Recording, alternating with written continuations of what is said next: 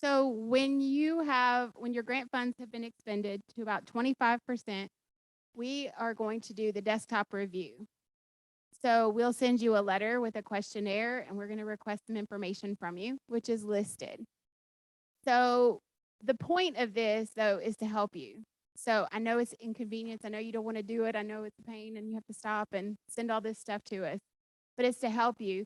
We realized that we were getting to the point where there was a lot of findings, repetitive findings when we were monitoring. And so we said, how can we help people kind of fix problems early on? And so this is what we decided to do. And so we can't look at everything, but we decided these are the things that we could request from you early on to see, did you do it correctly? Have you done it correctly? Is it something that we can fix in the meantime? So some of it we can't, like even we'll request it and it's like, well, it's too late and we'll give you a finding later on. But a lot of it we can go ahead and say, okay, if you do this right now, you won't get a finding later. So this is our technical assistant. So I think it's on the next page. We're going to send you this questionnaire. It's a few pages long. This is just the first part of it. It's in your exhibits too. So the local government is going to do this. The consultant can help, but there's a lot that only the local government can do. So you need to go through it slowly. There's some things on here too that you'll still have to send back with the questionnaire. It's not listed on the first page, it's on this page because it's dependent on the situation. So, for example, if you operate a 911 service, you're required by law to have a functioning TDD device. So if you have that, you check yes, and you don't have to advertise for the Louisiana Relay. But if you don't have a functioning TDD and you do use the Louisiana Relay service for hearing impaired people, then you are required to advertise within a certain time frame. And so we're going to request that notice from you. So you're going to check that, send that in. So that's one example. You can look at the questionnaire to see what all is required. We will not, so this is our checklist. It's also in the exhibit. All of this is in section E. We will not schedule your on-site monitoring until you do the desktop monitoring. So even if we have to stop payment, if somebody stops working, we will not come out until you do this. So make sure that you get it. You have 30 days to get it back to us. So make sure that you do that right away. If you have problems or questions, we're happy to help when you call. This is the beginning of our on-site monitoring. Same kind of thing, same questions, just at a different process. We look at your financials, all the different compliance areas. We look, did you write checks within 3 days, like they said, at everything.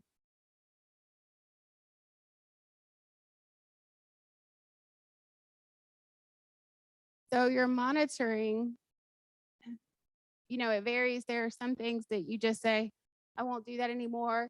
It's not that big of a deal. It's not serious. But there are some that we consider very serious findings.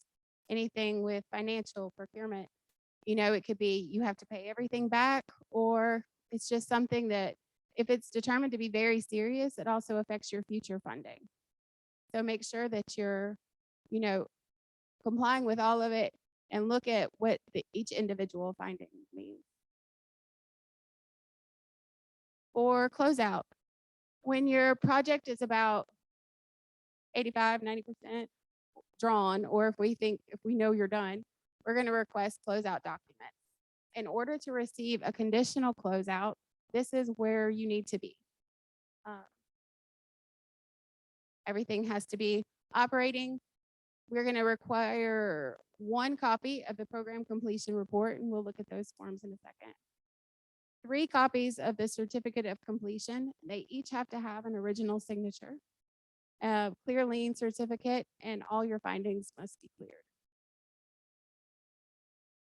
This is the first page. It's the program completion report. It's just general information about your project. But also attached is the citizen participation information. Just like when you're first starting your project, you have to involve the citizens in your grant. same thing at the end, you give people a chance to review your performance. You'll have to have a public hearing and you'll have to attach the publication.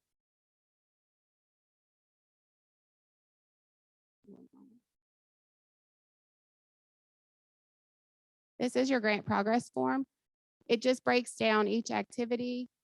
What did you accomplish? What was the national objective? How much money you spent?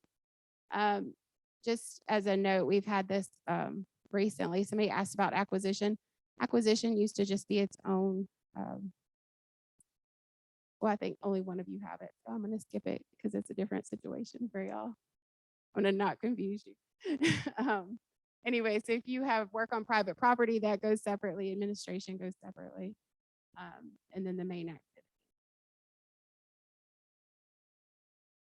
This is the program beneficiary form. It's a lot like the activity beneficiary form that's included in your application. On the left side is pretty much what was in the activity beneficiary form. Only if you deleted or added an area would you change that.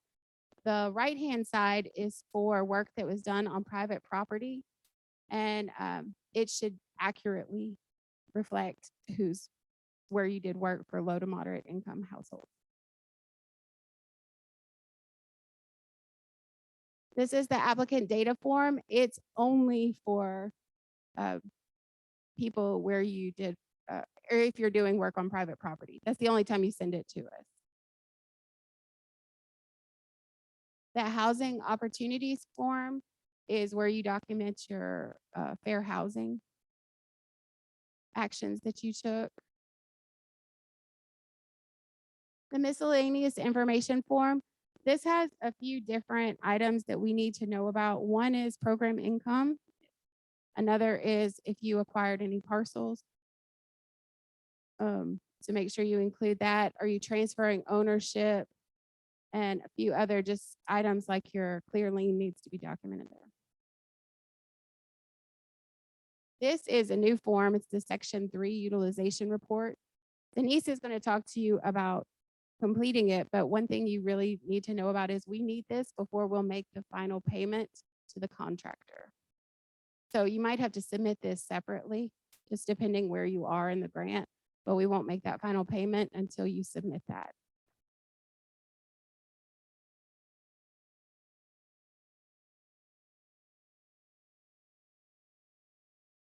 Before I get started, who asked me about the exhibit for the fair housing assessment? Did you ask me about that?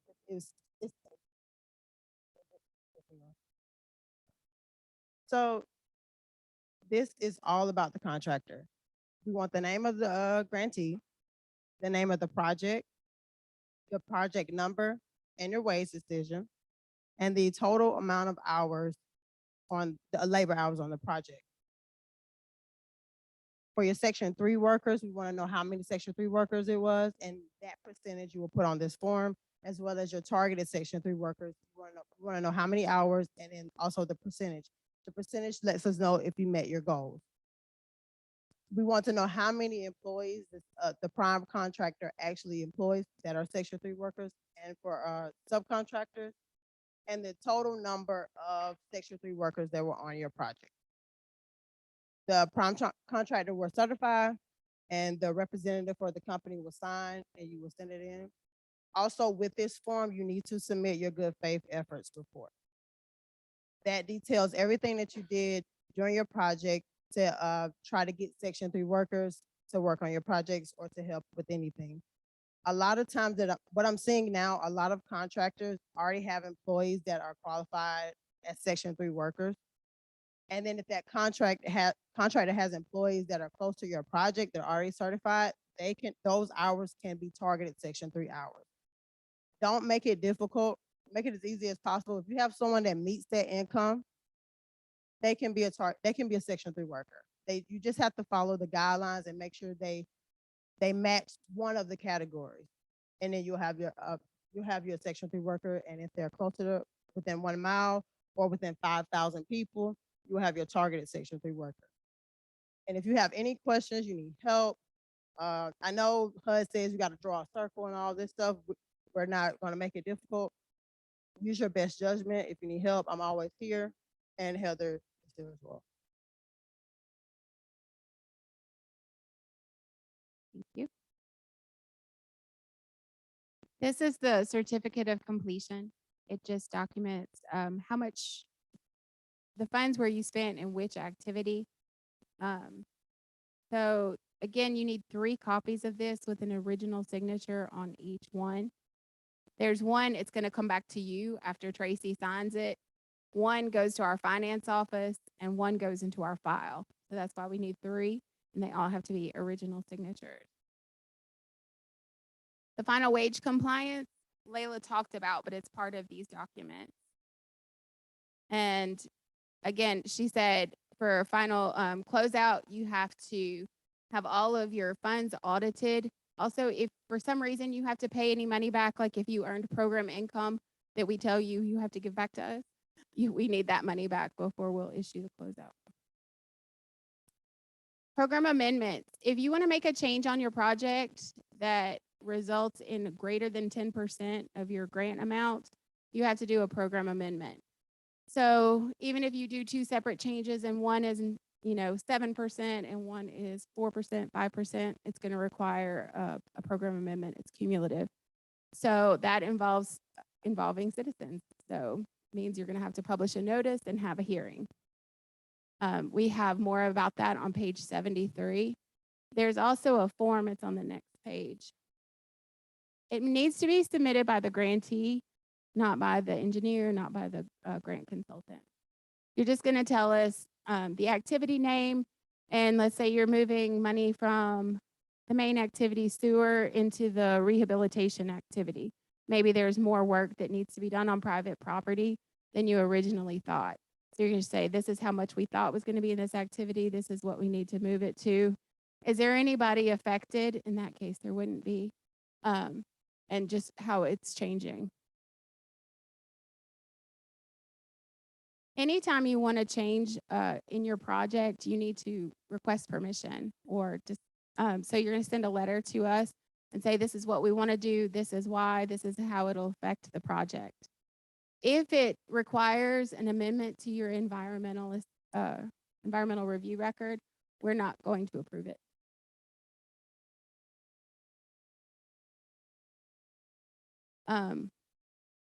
Again, if you're reducing the scope or anything, you're just going to have to request it from us. And it could also affect your future funding. So make sure that when you're deciding what you're doing or what you want to do, that you think about the long-term implications. Again, it's very important.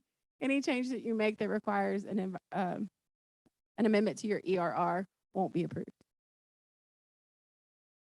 This is my name and phone number, or my email address and phone number. You can call me anytime, email anytime. Also, Tracy Watts, if you have questions about that, she's happy to help you.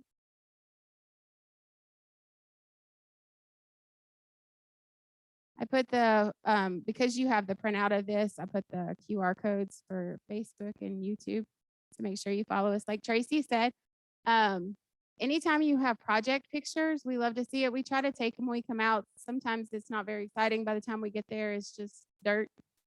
So if you see people turned up dirt, maybe, but so if you have projects along the way or, progress that you see, there's workers out there or just anything that looks interesting, good, whatever, please send them to me. To my email address. I would love to post them and share. And anyway, and this will be on the YouTube. We have time for questions.